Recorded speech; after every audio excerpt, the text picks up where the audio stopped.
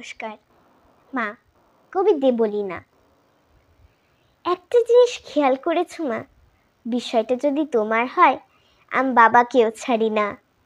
আমার জন্য তুমি পৃথিবী, তুমি সবার সেরা। আজও দু কদম হাঁটতে পারি না তোমার উপদেশ ছাড়া। তোমার আদর্শে গড়েছি নিজেকে, আজও গড়িনি ঠাই। প্রার্থনা করি সে আদর্শে যেন বেঁচে থাকি চিরদিন। আমি সুন্দরী কেন জানো তো মা, এ কথাটির থেকে তোমার মতো দেখতে হয়েছি, এটাই বেশি ভালো লাগে। তোমার মতো শাড়ি ভালোবাসি, 3 বেলা ভাত খাই। তোমার মতনই কাজের ফাঁকেতে আনমনে গান গায়। গ্যাস কমিয়ে মাংস কষাই, তবু তোমার মতো হয় না। কেন জানো তো মা, তোমার হাতের রান্নার সেই গন্ধটা পাওয়া যায় না। তোমার মতো জোড়া ভুরু রাখি, এলো খোপা করি চুলে। কত কিছু করি শুধু তোমার মতো হতে চাই বলে। বেশ ক বছর আগে আমায় সুশিক্ষা দেবে বলে নারী নীতি বলে একখানি বই কিনে এনেছিলে। পড়েছিলাম কয়েক পাতা, বাকিটা দিয়েছি রেখে। কিছুটা পড়ে মনে হয়েছিল কি করবো এটা পড়ে। বই না পড়ে আমার ওপর বেশ রেগেছিলে তুমি।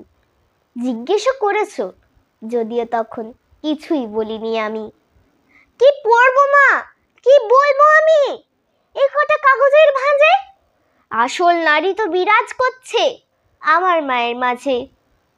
জানো তো মা, ওই বইটার প্রতিটা পাতার কথা মনে হয়েছিল তোমাকে নিয়েই, তোমাকে ভেবেই গাথা। ওতে বর্ণিত প্রতিটা নারীর সমস্ত উপমাগুলো পড়ে দেখলাম তোমার সাথে একেবারে মিলে গেল। তাই 2 পাতা পড়েই বইটা ফেরত দিলাম তোমার কাছে। আমার কাছে প্রকৃত নারীর জীবিত উপমা আছে।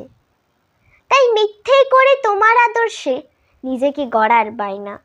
আমি আদতেই জানি আমার মায়ের মতো চাইলেই হওয়া যায় না।